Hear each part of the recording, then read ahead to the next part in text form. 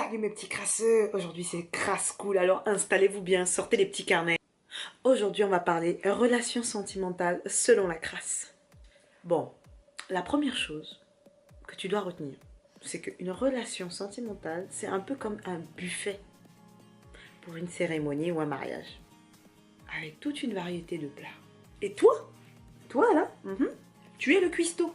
Donc c'est à toi de définir quels plats vont composer ton buffet. Enfin, il vaut mieux pour toi que tu définisses les plats que tu veux utiliser, parce que sinon, ce sera pas un truc harmonieux, ce sera des plats comme ça, au pouif. Et puis bon, hein, gustativement, la digestion après, ça peut être compliqué. Donc du coup, toi et ta consommation, vous allez devoir définir quels sont les plats que vous voulez constituer, préparer ensemble, et surtout définir quelles sont vos priorités, sucrés, salés, pimentés, quels plats seront épicés, lesquels passent ensemble, lesquels ne passent pas ensemble, pour le bien de tout consommateur. Vous, surtout.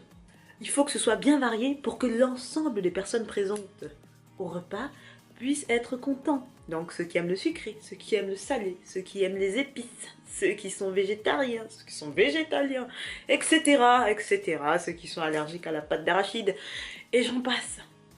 Il faut varier les plaisirs pour que tout le monde soit content. Dans une relation, c'est exactement la même chose. Il faut prédéfinir certains petits principes dès le départ. Parce que si tu laisses le truc s'enflammer tout seul comme ça, là, à la fin, ça ne finit jamais bien.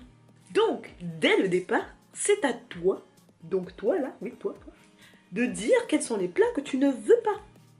Oui, parce qu'il y a forcément des plats que tu ne peux pas manger, auxquels tu es allergique, que tu n'aimes pas. C'est à toi de le dire. Tu ne peux pas attendre de ton ou ta partenaire de deviner par la science infuse que « Ah oui, c'est vrai qu'il m'a dit qu'il n'aimait pas. » Non. Si tu ne dis pas, il ne peut pas deviner. C'est cette chose-là, hein, ces petites règles-là, ces petits plats non volontaires ou volontaires qui vont t'aider à décider si tu veux vraiment t'engager sur la voie que tu as décidé de commencer à viser là avec ton ou ta partenaire. Et bien évidemment, tu vas devoir aussi accepter que ton ou ta partenaire ait quelques plats que il ou elle ne veut pas non plus consommer. C'est donnant-donnant. T'attends pas à garder toute la couette pour toi tout seul. Le partage, tout ça, c'est... Il est donc impératif d'avoir des petits compromis. J'explique. Si par exemple toi, tu es un adepte inconditionnel du sucre et que elle ne vit que pour le sel, eh ben à vous de chercher des plats où les deux peuvent se mélanger. Exemple, je suis pas du tout inspirée par les origines du bled, mais bon, un petit poulet DG, ok? Le poulet est préparé de façon salée avec du poivron et tout ce qui va avec.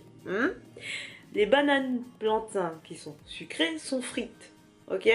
Sucrées, du coup. Tu mélanges les deux ensemble, ça fait sucré-salé, et ça passe très bien ensemble, comme ça les deux sont satisfaits. Vous voyez le yin et le yang, le yin et le yang. La sincérité et l'honnêteté, c'est une assurance de succès. Vous voulez que ça marche?